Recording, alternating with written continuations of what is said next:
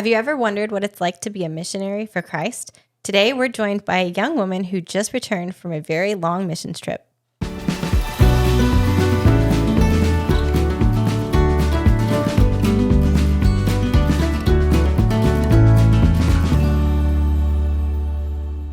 Hey everyone, welcome back to the Shieldmaidens podcast. This is the place where we hope you'll come to be raised up to be a warrior for Christ while also learning how to fight back against the enemy. And the whole time we want to point you to Jesus. I'm Lindsay. And I'm Riley. We're your hosts. Thanks for coming along with us today on this journey and listening in. I just want to remind you really quick, please subscribe on YouTube. Share, comment, like any of our content, and then also leave us a review if you're listening on the audio only versions. We would appreciate that greatly. So enough with that. We'll get on to our conversation. Riley mentioned in our intro that we have a friend with us, new friend to me, not new to you.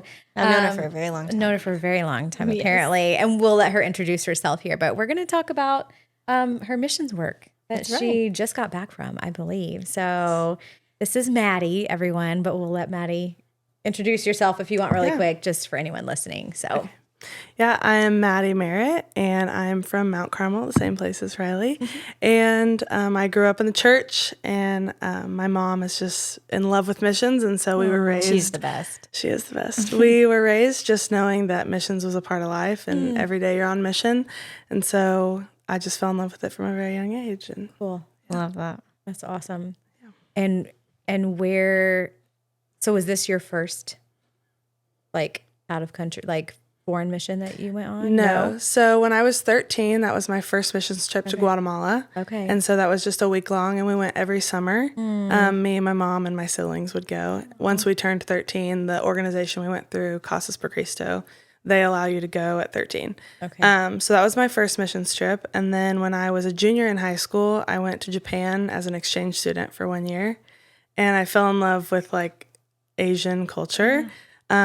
Which a lot of people that went there were more like in the anime world, like they liked that, which was never my jam. But I just really fell in love with the people and the respect culture. And so then I just really wanted to move forward with missions after that experience. And then I went with Samaritan's Purse to Vietnam in 2021 for 2 months as an intern. And then after that, the next summer in 2022, I went to South Africa for 2 months. Cool. So You've been all over. yeah. And then this In your young fresh life, one. because you're pretty young, I think. Yeah. 22. 22. Yeah. So you've done all of that. Yeah. World In traveler. less than 10 And did years, you hear yeah. when she said her first missions trip was just a week long? Like just sacrificing a week? What in Yeah, the as a world? 13-year-old I in your know. summer, that's a That's a long big deal. time. Yeah. That's a long time. That's cool. But you said for your family, like your mom, that was always a thing with her. Yeah. She started missions from, I think, college. Her college had this thing called Tri-S, and so they would go to different countries. I think for maybe 2 weeks at a time they went. And so she went to Belize first and just fell in love with it. And then she ended up moving there and living there for a year as a missionary. And so after hearing her stories and seeing her pictures, it just made me fall in love with Put a it. fire in you too. I love that. Yeah. That's cool. Like the generational fire. I do there. too. That's really cool. I do too. I love that. So you just got back. Yes. How long were you gone this time, and where'd you come from? I was gone for 6 months, and I came from Papua New Guinea. Okay. So it's right above Australia on the map. Yeah, we had to look it up. Yeah. Yeah, I knew it was like in the Australia area, but I wasn't sure exactly. Like, Yeah, a lot of people didn't know. I didn't know technically where it was. I knew it was close to Asia, but I didn't know where. But so tell us, like, well, I'm just thinking, like, how did you decide that's where you wanted to go? I don't know how you even go about Yeah, this. how's that work? so the organization I went with, you do a 3-month training period, and then you are able to decide based on different information they give you on their locations that they're taking teams to. And so I just really felt the Lord calling me to Papua New Guinea. And so I just prayed about it a lot and then told them that's where I was really feeling called. But this specific time, they weren't letting people pick where they were going. They were just going to pray about it and see how the Lord made the teams. And so I was really nervous because I felt like Papua New Guinea was supposed to be the place. And then we got our locations and everyone was stepping forward for all their locations. And I'm like, I don't know where they're going to send me. And I was so nervous, but the Lord always pulls through. So I get up there and so they put us on the edge of a pool, and as soon as they say 3, 2, 1, and when you jump in, they announce where you go. And so I delayed my jump. They were like 3, 2, 1, and I'm like, wait, I'm not jumping Papua New Guinea, and I jumped in. So, yeah. But you were so excited then. I was so excited. That's awesome. Yeah. And so so 6 months, and you just got back in February, you said? A couple weeks ago. So, a few weeks ago. Yeah. So that means you left in... I left in October. I was going to say September. Okay, October. Okay. And did I hear you say before this, like you had just graduated? Did you just graduate? I graduated college in May. Yeah. In May, okay. Yeah. For teaching? Yeah, is that for correct? elementary education. Elementary education, and then she you also left. just recently got engaged. I did. Oh, September. Congratulations. Thank you. That's a lot of stuff happening lot of all news. at once. Yep. Yeah, that's It is, exciting though. for sure. Good for you. Thanks. Well, yeah, I guess tell us about your time in yeah. Papua New Guinea. What was that like? whatever you want to share with us. Okay. So the organization that I go with has a lot of connections there. And when we were there, we were told we would be out in villages doing a lot of like Bible translation and things like that. Because one of their main goals is to get the Bible in every mother tongue. And so, it's a very, very large goal.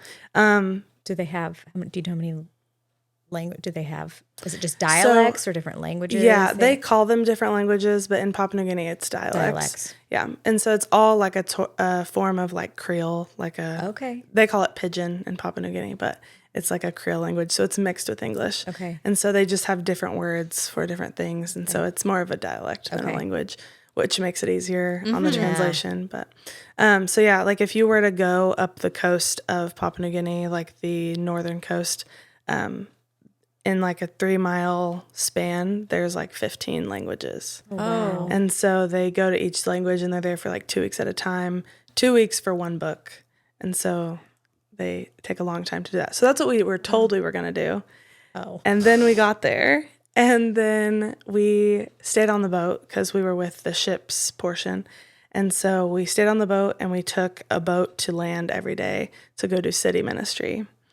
And so we were in prisons, we were in hospitals, we were in schools, just giving hope and praying for people. And So was it like different every day? Yeah, every day. Like every day was so something different. Yeah. Oh, okay. Sounds crazy. Did it throw you off that you did something different than what you thought you were doing? It would me. I feel like it would did. like throw me off a little bit. Yeah, especially because the organization I was with emphasizes isolated and unreached people groups. And so that's really what I had felt on my heart before I even was looking at that specific organization. I was like, I think it's isolated, like unreached people. Like people in South Africa, everyone had heard the name of Jesus. There was maybe 2 people that were like, who's Jesus? Like, what are you talking about? And so I really just felt like that was where the Lord was kind of calling me in the season. So it was kind of frustrating, honestly, to like go and like the city people need Jesus just as much as the people that are unreached. But I think the Lord taught me a lot in that, like just seeing how I was supposed to go to these unreached, isolated people, and you go to the unreached, isolated, and they feel the most joyful, and they don't feel isolated, they don't feel unreached, and they've experienced the Lord just like we have. And so I think that was a huge lesson for me. Like, you think you need to be there, like you think you have to be a part of the plan, but you don't. So he's just using you. But yeah. I know. I'm like thinking on that for a minute. I'm like, yeah, that's good. It's true. Yeah. It's uncomfortable, but it's true. Yeah, but it's I true. don't actually need you. I will use you. Yeah. Yeah, that's a good reminder that, God doesn't need you. Did you have any moments that like stuck out that brought back with you, or you're like, oh, this is why I was sent here? Yeah, there was one moment on the boat. There was a worker, and a lot of the technical engineers aren't religious, or a lot of them are from different countries, like Philippines, Africa, and things like that. And they fly in, they work for like a contractor, basically. And they fly in and they come work on the boat for how many ever months their contract is. And so there was a worker from, I believe, Uganda. And he was telling me about his family and how he grew up. And he was like, I don't believe in anything. He's like, I think that I believe in everything. And I was like, this sounds odd. Like I'm concerned about this. Like, what does this mean? And so one day we were eating dinner and I just asked him, I was like, so can you explain to me, like, what do you believe? And he's like, let me just give you an example. If I pray to some God and I label the God, and he's like, and I ask for something like to get better after I'm sick and I get better, I just say thank you. And I don't have to name a certain God because it could be any of them. And I was like, I don't understand. Like, I don't understand. Like, you don't believe that there's one God. Like, you think multiple creators created the world. You don't think there's just one. And he's like, I don't know. He's like, how can you convince me that there is one? And immediately I was like, oh, I hate pressure. Like, I don't want the pressure on me, but I do. Like, I'm just like, okay, Lord, come on, like, help me out. I need to know what to say. And so I was like, well, I said, you know me and I know you, and we know each other by name. And if you walked into the room with 50 other people named Madi and you said my name, I'd look at you and you'd look at me, but you don't know anyone else. So I was like, if I answered to you, just because my name's Madi and their name's Madi doesn't mean they're going to know who you are. But I was like, it's the relationship with the Lord where you know his character and you know exactly what, like, who is answering these prayers and who you're speaking to. And he just like looked at me and smiled this like really cheesy smile. And he's like, that makes sense. And I was like, I thought he was going to say something totally like backstabbing, you know, kind of thing, like just would hurt. But he was like, that makes sense. And I think that moment, like, I definitely needed it more than he did. Yeah. Like, I was like, okay, like, I get it. Like, I understand, like, what you're trying to get me to understand. But yeah, it was a very influential moment for me, for sure. That's cool. And that was a crew member on your boat, correct? Yeah. So did you stayed on the boat? Yeah. We stayed on the boat for the first month and a half, I think. And then the second half, we went to a different village, a different area. Okay. So, okay. yeah. What about when you were doing street ministry? Were people open to it? Or They were open to it, but there was a lot of like, the culture there is more so if you're a missionary of any kind, you're like looked up to. Like they think like you're some amazing person and like they really just admire people like that. But they also have like a very unhealthy like way of looking up to people. Like they think you're like holier than thou, like kind of, I don't know. It's very odd. But I think that was the hardest part for me is because they felt like we do no wrong and like we don't struggle with anything. And then when we come in and speak at a big social event or we have a big open air in the middle of the park and we talk, like some of my teammates talked about like previous issues with drinking and previous issues with drugs and things like that. And they were like, what? You struggled with that? Like, I think it was more eye-opening for the things that our team was honest about. And so I think that was kind of how the Lord used that too, was just how honest a lot of our team was about struggles. And they were able to kind of bring their eyes down and be like, okay, wait, we're all the same. Like we're all. That's interesting that that's how missionaries are looked at there. Not looked at like that here. No. No. Yeah. But not well, to that but not extreme, like but you're a little more respected. Yeah. Yeah. Yeah. Compared to like the U.S., I don't, because I don't know anything about Papua New Guinea, I probably should have looked before this, I guess. But is there a primary religion, or is it like polytheistic? Like, you know, are there multiple gods they worship? I don't know. So it's mainly Christianity, Okay. but their idea of Christianity is very like distorted. Skewed. Yeah. Yeah. And so that was Well, similar. obviously, if they are thinking that a missionary is totally on a different level, then Yeah. Like they don't believe in baptism. They don't believe in like, there's a lot of different views that they have that are just different. And I think that comes to play whenever you think about having their Bible in their mother tongue and just really being able to wrap around the concept of like what different things mean, not just taking it out of context and reading it for what they think it means, but actually being able to digest the whole thing. So That's a really cool mission. yeah. Translating it to all the dialect. That's so important. Just like you said, they can twist it to, because let's be honest, Jesus speaks in some confusing parables sometimes. So to be able to explain that to them in their dialect, that would be really Really helpful. Yeah. And one thing about the parables, they said that they were trying to formulate like a second part of it. So like they would do it word for word, and then they would create like a second one that's more like applicable for their culture. And so then it would kind of bring more context to like their livelihood.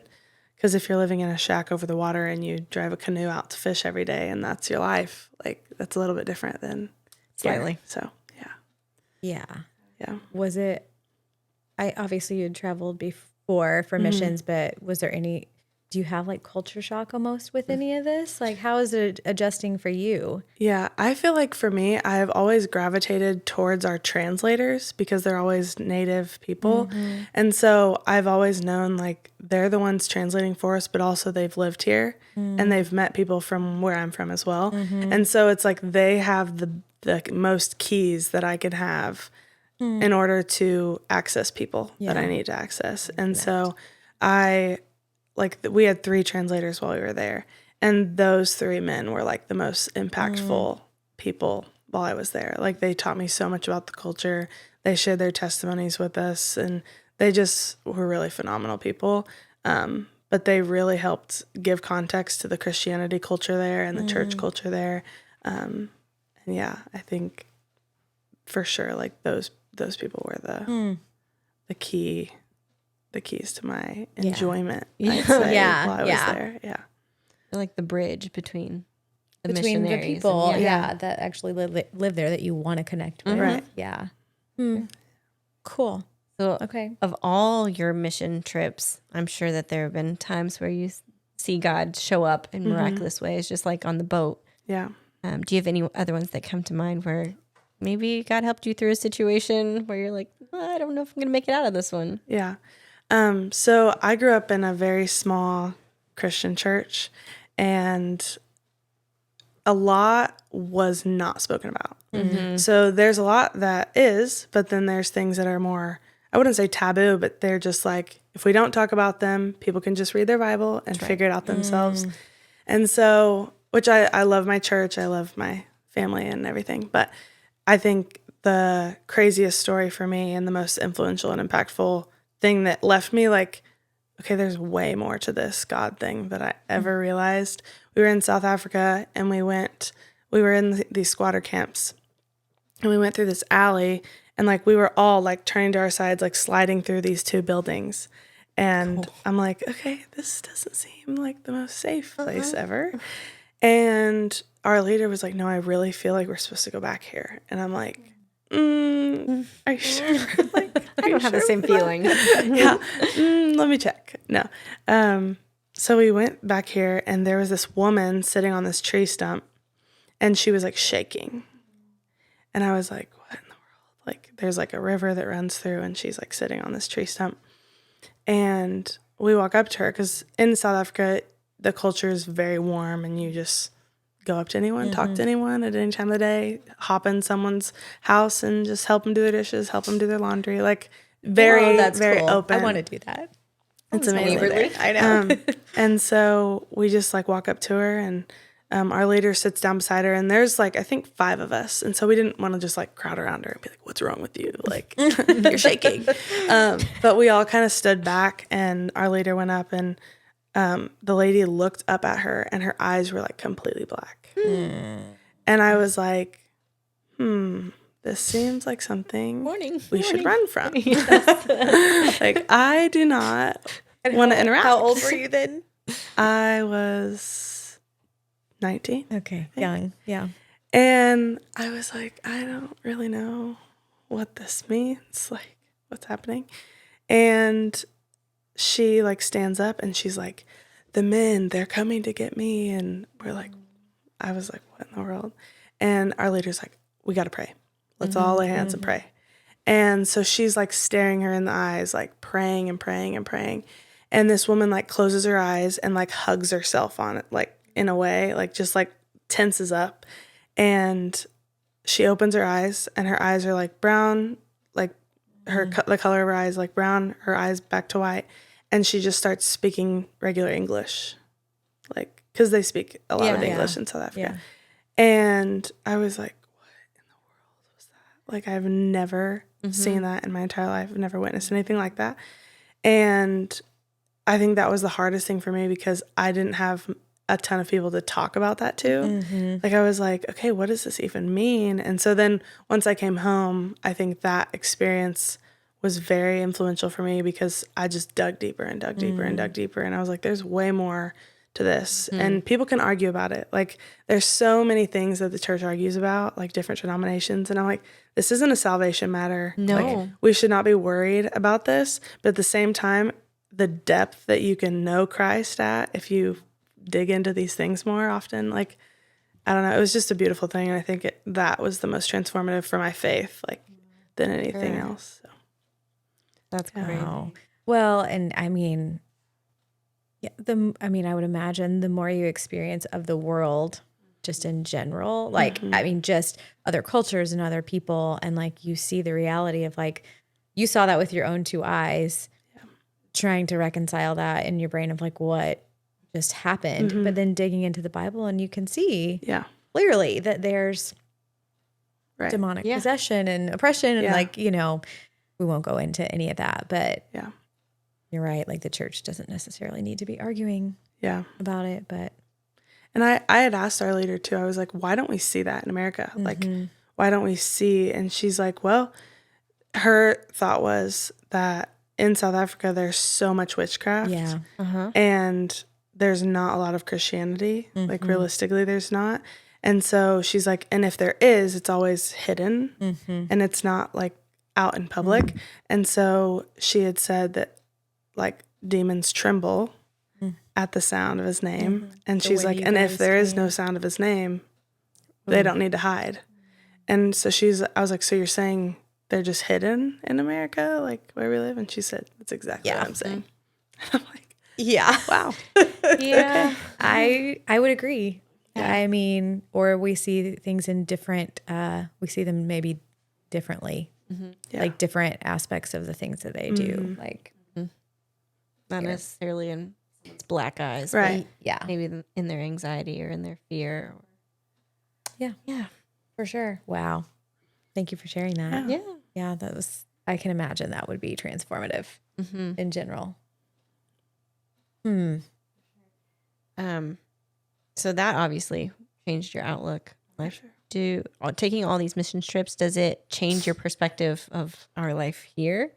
Like, does it make you live a little differently? Yeah, I think I definitely, each time there's been like a different major lesson. And I think our very first missions trip, my mom had collected like McDonald's toys from our church family. Like she was just like, hey guys, if you go get a Happy Meal, can you please bring your McDonald's toy to the church and donate it once your kid is done with it after 5 minutes of playing? Right. Like that's like that happens literally how on the it regular. is. Yeah. Yep. And so she's like, just bring those. We're going to take them to Guatemala. They're small and the kids will love them. And so we go there and we gave this little kid a little McDonald's toy. And this kid sobbed over the McDonald's toy. And so I think specifically that trip, I realized like how much I have and how little I need. Like it was just like unfathomable at 13. I'm like, this is a huge lesson. Like looking back, like that was a huge lesson for me. And I think at that point, I just realized that I have way more than I could ever need or ask for. And so I think I just got a lot more grateful for the things that I had. And then that trip also was very influential in my photography journey too. Like I think just capturing different cultures and different faces and places, just I fell in love with that too. So you're a photographer too? Okay. Yeah. I didn't know that. Sorry. Yeah, it's all good. That's cool. Yeah. So that was definitely the first lesson I learned. And then with Vietnam, it was difficult because it's illegal to share like out in public. And so it's like if you get, well, people do it, but if you get caught, you get in trouble. And so Samaritan Spurs has like a lot of different like husbandry type, like animal husbandry courses that they offer. And then they provide the animal after they take the course. So they want to teach them about the animals first. And so in that, like I was more on the office side of things, like organizing and getting signups ready and sending messages out to churches and things like that. And so like I was kind of frustrated in the moment, like I came to like go out to the people and serve. And then I realized, Maddie, stop. Like, this is just like they need this in order to do that. And so just seeing the back end of ministry too, like just the office work that needs to be done and the paperwork that has to be done and the organizations that go through everything and line it up to a T in order for it to work. And so it just gave me an appreciation for that. And then South Africa, and Wow. every single one has taught me something different. I can imagine that it Yeah. does. Yeah. Do now, knowing that you're a teacher and you said you start like soon, Yeah. right? Yeah. Like, can you take how do you plan, I guess, to take any of these lessons, or just like you're on mission all the time? Like, do you see yourself being able to do that like in the school? And I don't know what your role will be. Obviously I know we can't be like preaching in schools, right? But anywhere we go, we can be on mission. So I don't know if there's anything specific, that you think you can even do within the education setting. Yeah, I teach third grade special ed. Okay. And my kids bring up Jesus all the time. Oh, do they? Yeah, like so in our town, there's a church that brings a bus to the school for Wednesday night church. And so they pick them up right after school, they go play, and then they do Wednesday night church, and then their parents pick them up from that. Okay. And so a lot of the kids get to go on that bus and go. And so there's like 3 of them in my class that go, and they always are talking about it. And so that's kind of my way in. Yeah. Because That's we cool. can't bring it up. But if if the kids bring it up, we're allowed to talk about it a little bit and answer their questions, but not really You can't go further. Right, yeah. But one of my kids, she was telling me about where she lived and just one random day, do you know where I live, Miss Merritt? And I was like, no, I don't. I don't know where you live. And she's like, do you know this church? And she named the church. And I was like, yeah, I do. Like, that's pretty close to my house, actually. And she was like, we're neighbors? Like, she got so excited. I was like, no, we're not neighbors. And then we talked about the church. I was like, do you go to that church? And she's like, no, but my grandma said she used to go to that church. And they talked about Jesus. And she just kept going and going and going. She's like, he died on the cross for us? And I was like, yeah, I did. I was like, isn't that cool that he did that? He would be the sacrifice and he would do that for us, for our sins. And she's like, yeah, it's kind of weird though. I was like, okay, fair. You're right. Fair point. It is a little bit. It was just sweet, like little third grader minds that are just talking about it openly. So I definitely think that there's open doors for me to be able to talk about it. But I mean, just the fruits of the Spirit, I think alone, when the kids get older and they're like, I remember Miss Merritt was kind and she was gentle and she was so loving and patient. Yeah. And so like just all those things, when they look back and think about that, they're going to know something was different. I mean, I don't remember much about third grade, but I remember my teacher and how she treated me. Yeah, but for sure. I definitely have favorite teachers. And now that you said that, I mean, they showed all the fruits of the Spirit. Yeah. For sure. Yep. That's a great way. Yeah, it's cool to look back on it as an adult and think, oh, that's why. That's why I liked them. Yeah. Cool. That's exciting though. Yeah. Like that you have that. That's your little mission field for now. Like, For sure. Yeah. Cool. Are you going to do more of them? I mean, I'm sure you will. Yes. Yeah, we will. Yeah. Elijah and I definitely I was going to will. say, your fiance, is he how's on he feel board about too? it? Yeah. He loves missions too. I think he is very like hometown mindset too. He's a football coach. And so I think he definitely sees that as a ministry as well. Oh, for sure. Yeah. Yeah. I guess So, high school football. Yeah. Yep. Definitely. So Definitely a ministry there. No fall mission trips. That's what I'm Yeah. hearing. No fall mission trips for him. Yeah. He'll be on the field. Yeah. Oh, for sure. That was one of my favorite things he had said when we first started talking, because we've known each other since kindergarten. And we've always gone to school together, and our moms were friends in high school. And so just small town things. Yeah. But we were fishing one day at my grandparents', and I had asked him, I was like, so how do you feel about me going on this 6-month missions trip? Like, what do you think? Because I knew for a while that I was going. And he was like, "What? Why would I keep you from what God's clearly calling you to?" Good answer. In that moment, I was like, I'm going to marry this guy. no, that's what my mind went to. And I told his mom that, and she just giggled. She was like, that's precious. That's sweet. But yeah, and I asked him, I was like, what do you feel called to? And he's like, I definitely feel called to teach here and coach here. And it's definitely a huge mission field. So It is. I have a 14-year-old who plays football. So I Like I get it. And I see the influence that coaches and teachers have, you know, we can all see that. And you know it too from your own experience, but that's cool. Good for you guys. Yeah. Be excited to see what you guys do in the future. And we're excited. Yeah, it's awesome. Thank you for sharing your story. Yes, thank you. Yeah. Thanks for sharing with us. I didn't know anything about Papua New Guinea. I didn't know that you have a full passport. That's pretty cool. Wait, what? Well, no, I mean, just because she's been all over. I'm like, wait, what do you mean? Like, stamps from everywhere. Yeah, she does. That's awesome. Yeah, cool. Thank you for sharing. Yeah, thank you guys. And like Maddie said, we are always on mission. So no matter where you are, you also can share the love of Christ. But until before you leave. Yeah, before you leave. You know, the fun stuff. Make sure you like this video, comment down below. If you have anything that you'd like for us to pray for you, we would be happy to. Don't forget to subscribe and ring the notification bell on your way out so you get notified every Tuesday when we release a new episode. And until next time, grab a shield. We'll see you out there.